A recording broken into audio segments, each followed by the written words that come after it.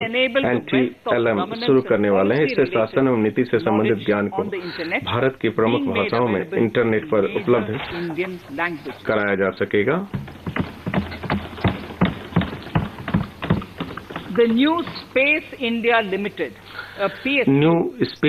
Limited जो कि अंतरिक्ष विभाग का एक सार्वजनिक क्षेत्रीय प्रतिष्ठान है, PSLV CS51 को लॉन्च करेगा, जो अपने साथ ब्राजील का एमोजेनिया उपग्रह भी ले जाएगा और उसके साथ ही भारत के कुछ छोटे मोटे उपग्रह भी होंगे। गगनयान मिशन के क्रियाकलाप के अलावा भारत के 4 अंतरिक्ष यात्रियों को रूस में जेनेरिक स्पेस फ्लाइट पहलुओं के बारे में प्रशिक्षण दिया जा रहा है। मानव रहित पहला लॉन्च दिसंबर 2021 में होने वाला है।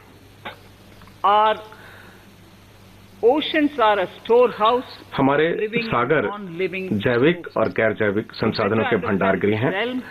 इस व्यवस्था को बेहतर ढंग से समझने के लिए हम एक गहरा सागर मिशन शुरू करने वाले हैं, जिसके लिए अगले 5 वर्षों के लिए 4000 करोड़ रुपए के बजट पर व्यवस्था की गई है।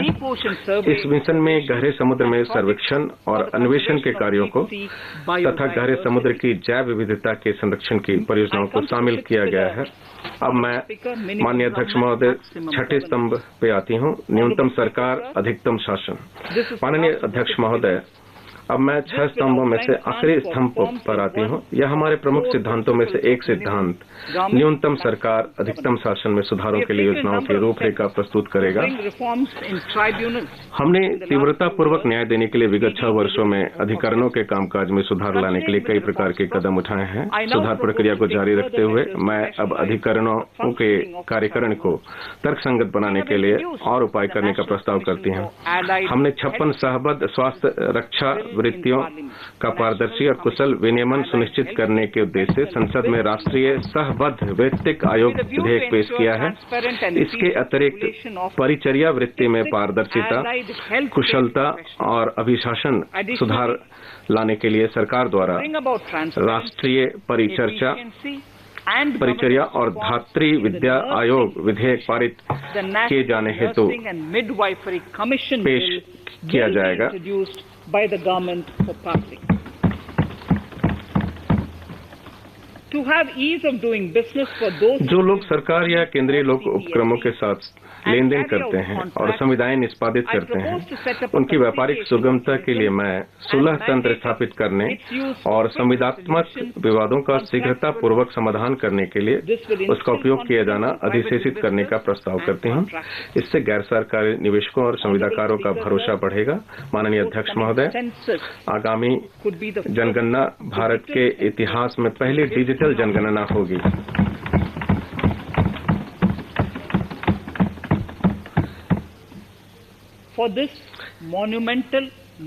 इस अत्यंत महत्वपूर्ण एवं मील का पत्थर साबित होने वाले कार्य के लिए मैंने वर्ष 2021-22 में 3768 करोड़ रुपए आवंटित किए हैं। माननीय अध्यक्ष महोदय, गोवा पुर्तगाली शासन से राज्य की मुक्ति का हीरक जयंती वर्ष मना रहा है। भारत सरकार की ओर से मैं गोवा सरकार को आयोजन के लिए 300 करोड़ रुपए का अनुदान देने का प्रस्ताव करती हूँ। मैं चाय श्रमिकों, विशेषकर असम और पश्चिम बंगाल में महिलाओं और उनके बच्चों के कल्याण के लिए 1000 करोड़ रुपए उपलब्ध कराने का प्रस्ताव करती हूँ। उसके लिए एक विशेष योजना बनाई जाएगी।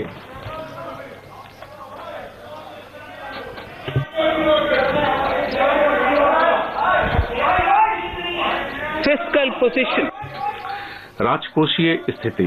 फिस्कल पोजीशन, राजकोषीय स्थिति। In these last few paragraphs, मेरे भाषण के भाग के इन अंतिम कुछ एक अनुच्छेदों में मैं इस प्रतिष्ठित सदन का ध्यान इस तथ्य की ओर दिलाना चाहूंगी कि चालू वित्तीय वर्ष की शुरुआत में अर्थव्यवस्था पर महामारी के प्रभाव के परिणाम स्वरूप राजस्व का अंतर्वाह फीका रहा। यह समाज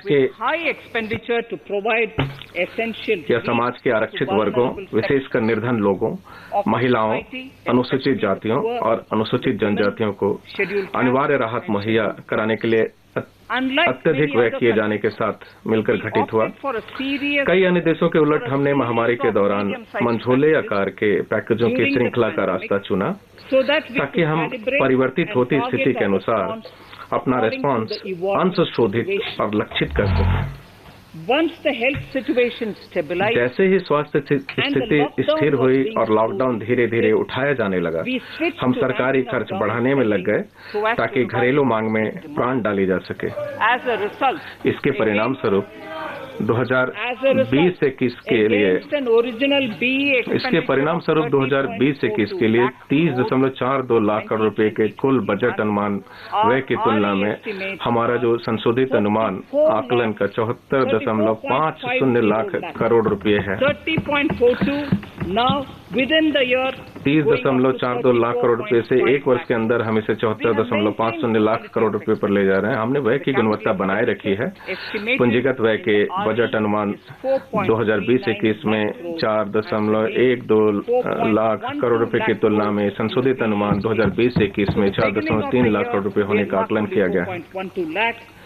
संशोधित अनुमान 2020-21 में राजकोषीय घाटा जीडीपी के फिस्कल डेफिसिट इन RE 2020 संशोधित अनुमान 2020-21 में राजकोषीय घाटा जीडीपी के 9.5% पर निर्धारित किया गया है।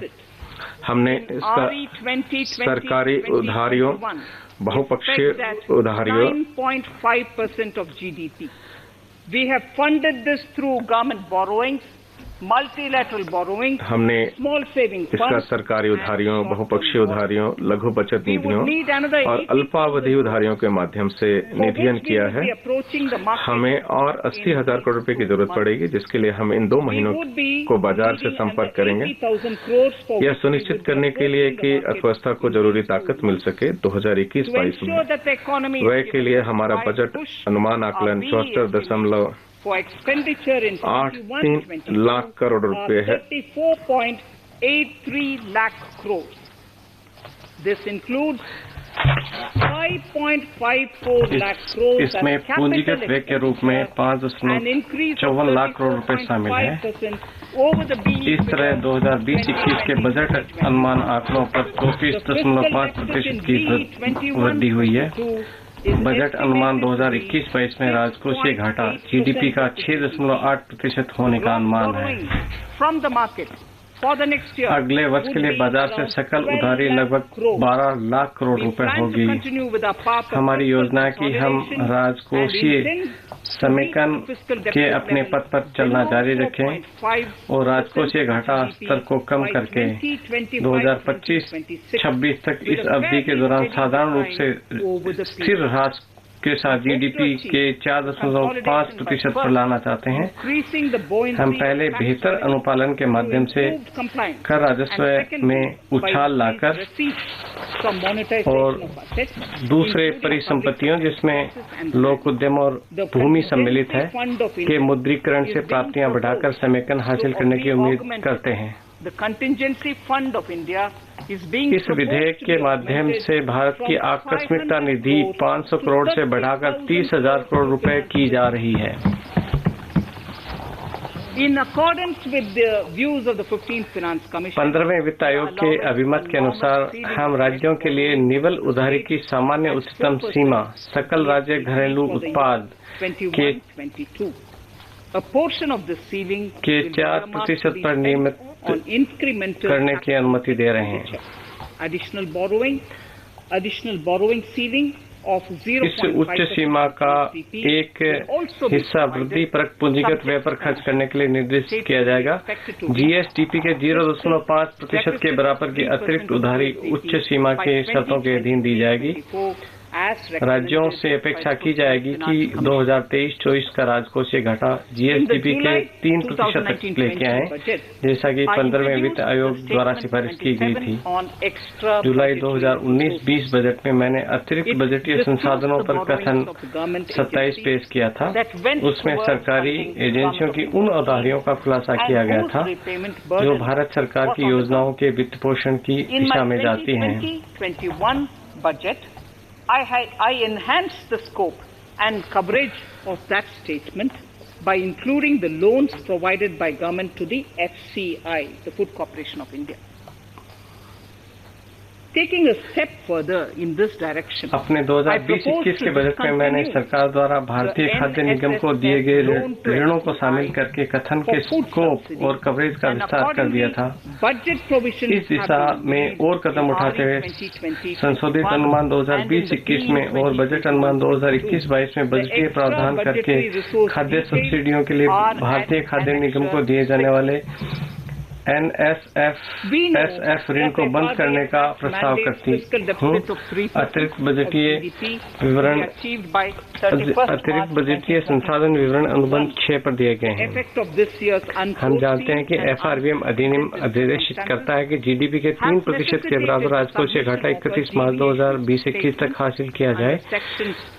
इस वर्ष के अभूतपूर्व एवं प्रत्याशित परिस्थितियों को ये जरूरी बना दिया है कि FRBM अधिनियम की धारा 4, 5 और 7, 3, 6 के अंतर्गत विचलन कथन प्रस्तुत किया जाए, जिसे मैं FRBM दस्तावेज के भाग के रूप में सभा के पटल पर रख रही हूँ। सामान्य वर्ग, जिससे पहले मैंने उल्लेख किया है, के साथ केंद्रीय सरकार के राजकोषीय घाटे को उपार्जित करने के लिए मैं FRBM अधिनियम में संशोधन पेश करूंगी। अध्यक्ष महोदय, 9 दिसंबर 2020 को 15वें वित्त आयोग ने 2021 से 26 की समयावधि को कवर करते हुए अपनी अंतिम रिपोर्ट राष्ट्रपति जी को प्रस्तुत कर दी है। सरकार ने आयोग की रिपोर्ट राज्यों का ऊर्ध्वमुखी हिस्सा 41% पर बरकरार रखे हुए व्याख्यात्मक टिप्पणियों के साथ संसद में रख दी है।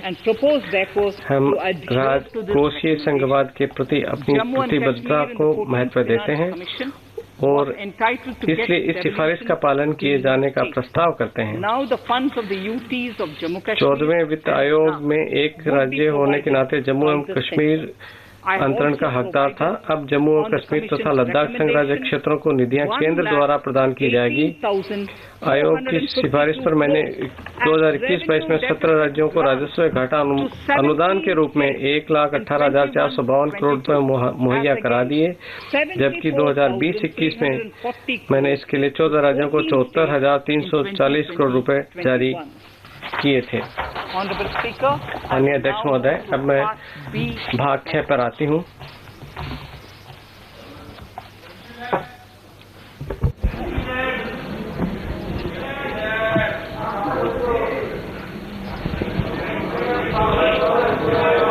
ऑनरेबल स्पीकर, माननीय अध्यक्ष महोदय, इस समय दुनिया महामारी के चलते एक बहुत ही गंभीर चुनौती और परिणामी आघात से जूझ रही है। ऐसे कठिन समय में जब अधिकांश अर्थव्यवस्थाएं पटरी पर आने के लिए संघर्ष कर रही हैं, हमारे लोगों और उद्योगों ने असाधारण समुत्थान शक्ति का प्रदर्शन किया है। जैसा कि मैंने पहले ही कहा, महामारी के बाद विश्व में नई व्यवस्था उभरती प्रतीत होती है, जिसमें एशिया प्रमुख हैसियत से काबिज होने वाला है और इसमें भारत की अग्रणी भूमिका रहेगी। इस परिदृश्य में हमारी कर प्रणाली को पारदर्शी, कुशल होना है और उसे देश में निवेश और रोजगार बढ़ावा देना है। साथ ही हमारे करदाताओं पर कम से कम बोझ डालना हो वो चाहिए। तिरुवल्लुवर के किंग और रूलर, एक राजा या वो ऐसा होता है जो संपत्ति है उसका सृजन करता है और आम आदमी की भलाई के लिए उनके बीच में वितरित करता हो। ये तिरुकुरूल के शब्द हैं। हम आती हूँ प्रत्यक्ष कर प्रस्ताव पर। इसको ध्यान में रखते हुए हमारी सरकार अपने करदाताओं और अर्थव्यवस्था के लाभ के लिए प्रत्यक्ष कर प्रणाली में अनेक प्रकार के सुधार लेकर आई है। महामारी से पहले इसके साथ बिना किसी जुड़ाव के हमने अपने निगम कर की दर काफी कम कर दी थी, जिससे ये दुनिया में निगम की न्यूनतम दर वाले देशों में शामिल हो गया। लाभांश वितरण पर भी समाप्त कर दिया गया था। छोटे करदाताओं पर कराधान का बोझ बढ़ती छूटों के चलते कम हुआ और वर्ष 2020 में आयकर रिटर्न भरने वालों की संख्या में अप्रत्याशित बढ़ोतरी के साथ 6.48 करोड़ पहुंच गई। वर्ष 2014 में यह संख्या मात्र 3.31 करोड़ थी। प्रत्यक्ष कर प्रशासन में हमने पहले से फेसलेस असेसमेंट और फेसलेस अपील शुरू की।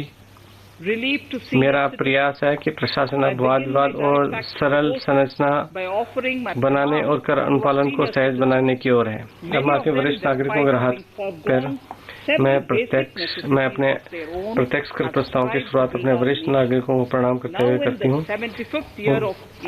अब हम देश की स्वतंत्रता के 75वें वर्ष में जब हम नए जोश और उत्साह के साथ राष्ट्र निर्माण में लगे हुए हैं, हमारे वरिष्ठ नागरिक जो 75 वर्ष से अधिक आयु के हैं, जिनको केवल पेंशन ही है और कर अनुपालन का बोझ कम करना चाहती हूँ।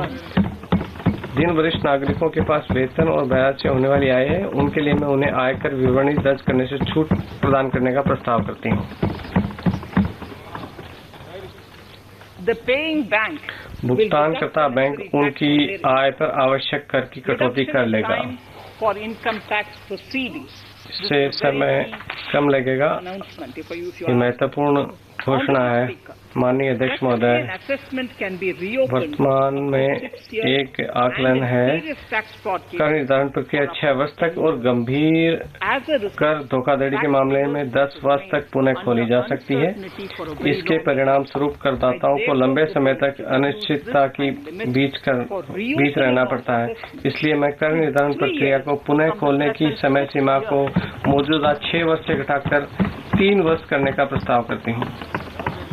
In serious tax evasion cases too, कर अपवंचन के गंभीर मामलों में भी केवल जहां 1 वर्ष में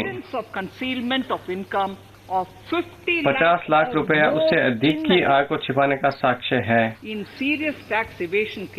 कर निर्धारण को 10 वर्ष तक पुनः खोला जा सकता है। 50 lakh or more in a year can the assessment be reopened up to 10 years.